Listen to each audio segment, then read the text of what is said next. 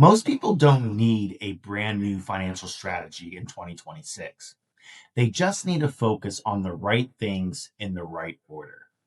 If you want 2026 to feel calmer financially, with fewer surprises and a clearer sense of where you're headed, this video is for you.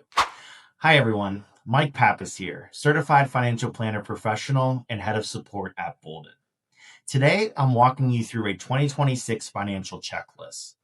5 essential moves that help you stay on track with retirement planning and make better decisions with your money. These aren't trends, they aren't hacks.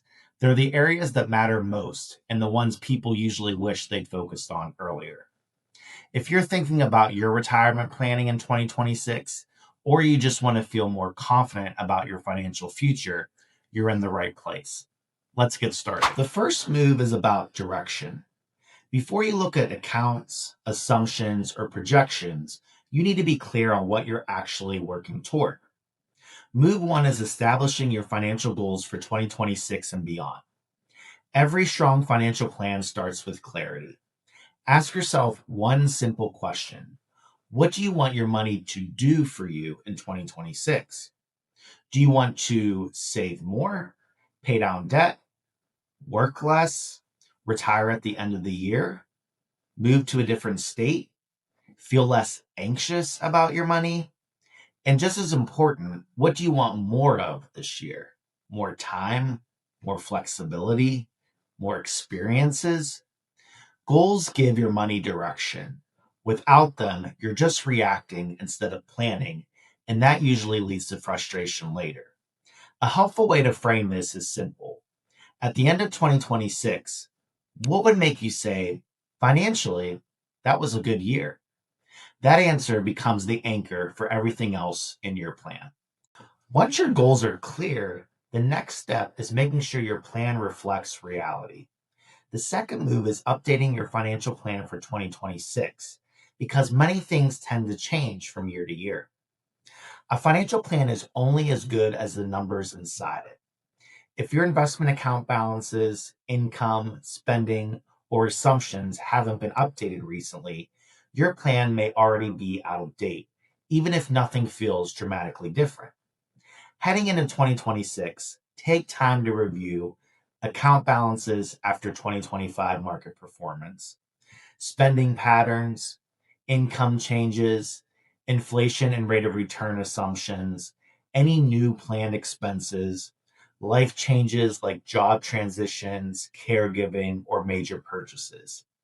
These don't have to be big changes, but small updates can create meaningful shifts in your long-term projections. Let me show you what this looks like inside the Boldin Planner, and more importantly, what you should be reviewing. First, go to My Plan, Accounts and Assets, Savings, and this is where you want to make sure all of your balances are current. Review your retirement accounts, any brokerage accounts, savings, and any other assets, and update the balances so they reflect where things stand today. Even if nothing significant happened, markets move, contributions happen, withdrawals happen. Making sure these numbers are up to date is one of the fastest ways to improve the accuracy of your plan. Next, let's head over to the expenses and healthcare section and ensure your recurring expenses still reflect reality. Think about your discretionary expenses in particular, things like dining out, travel, personal care, and entertainment. Ask yourself, does this reflect how we're actually spending right now, or how we thought we'd be spending a year ago? After that, review your income and savings under My Plan Income. Review your current income and what you're contributing to retirement plans or other investment accounts. Did you receive a raise since the last time you updated your plan? Or maybe a promotion with a meaningful bump in pay? If you earned a bonus in 2025 that's coming in early 2026, that's another detail worth reflecting here. Then look at your savings rate. Maybe you increased how much you're contributing to your employer retirement plan. Or maybe you planned to, but life got in the way and it didn't quite happen. Either way, update this so it reflects what you're actually doing today. Once you've updated your accounts, spending, and income, step back and look at your projections. Pay attention to how key metrics, like your retirement chance of success, change after these updates. This will allow you to better understand where you stand now and what opportunities could make sense to tackle next. The next move is about timing. Some of the biggest financial opportunities show up at very specific ages, and if you're not looking for them, it's easy to miss them. Move 3 is checking whether you will hit any key milestone ages in 2026. Start by seeing whether any of these apply to you. Turning 50. This is when catch-up contributions become available for retirement accounts like 401ks and IRAs. It gives you the ability to save more each year, above the standard limit, which can make a meaningful difference if the retirement is getting closer and you want to accelerate savings. Turning 59 and a half. This age opens the door to penalty-free withdrawals from most retirement accounts, though taxes may still apply. Even if you have no plans to tap those funds, this milestone adds flexibility to your plan and can create new options around timing income or covering large expenses. Turning 65. This is when Medicare eligibility begins. Planning ahead here matters because enrollment timing affects coverage, premiums, and potential penalties. Knowing when this starts helps you coordinate healthcare decisions with retirement or changes in your employment. Reaching your full retirement age for Social Security. This is the age when you're entitled to 100% of your Social Security benefit based on your earnings record. It becomes an important reference point when comparing claiming earlier versus delaying benefits, especially as it relates to long-term income planning. Approaching required minimum distribution or RMD ages. RMDs determine when you're required to start taking withdrawals from your tax-deferred retirement accounts, like traditional IRAs and 401ks. The starting age depends on your birth year, which makes advanced planning especially important. These withdrawals can affect taxable income, Medicare premiums, and overall cash flow, so knowing when they begin gives you time to plan around them. If you miss the planning opportunity around one of these milestones, you usually can't rewind the clock later. That's why it's so helpful to see them clearly laid out in one place. In the Boldin Planner, you can quickly check your own milestones by going to My Plan Summary and scrolling down to the Milestones section. It lays out the ages and events that matter for your plan in one clear place. This is often where people realize, oh, I should probably plan for that. You'll often hear that with this next move as well. Move 4 is reviewing your estate plan or creating one if you don't already have it. This is one of the most important parts of your financial life, and it's also one of the easiest to put off.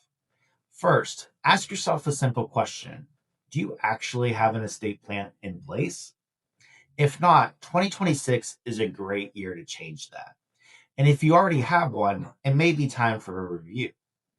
As a general rule, it makes sense to revisit your estate plan every 3 to 5 years, or anytime there's a major life event. Things like a move to another state, a divorce, a new baby, or other meaningful changes in your life.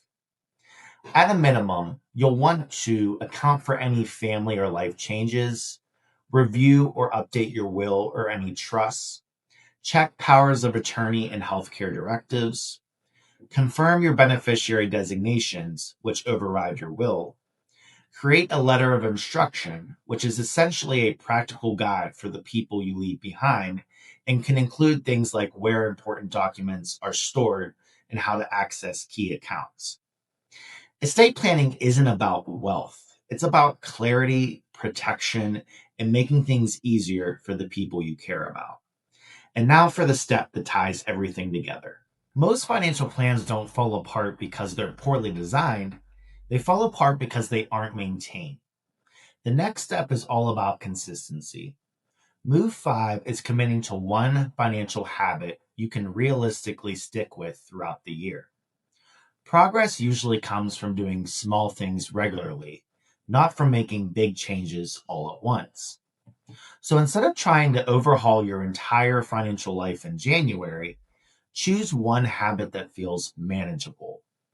That might be a 20-minute monthly money check in with your partner, a quarterly update of your Boldin plan, increasing your savings rate by 1 or 2%, automating transfers to savings, or reviewing your credit card transactions from the last 3 months.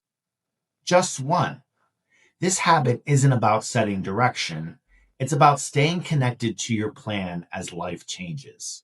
Small, consistent actions make everything feel more manageable and less overwhelming. So here's your 2026 financial checklist. Set clear goals. Update your financial plan. Check your financial milestone ages. Review your estate plan and commit to one steady habit. You don't need to tackle all of this at once. Even one or two of these steps early in the year can make the rest of 2026 feel a lot more manageable. If this video was helpful, subscribe for more guidance on planning your future retirement with confidence. And if you want to see how these moves play out with your own numbers, you can try the Boldin Planner for free and explore your plan at your own pace. Thank you for watching, and we'll see you here again soon. Happy New Year to you all.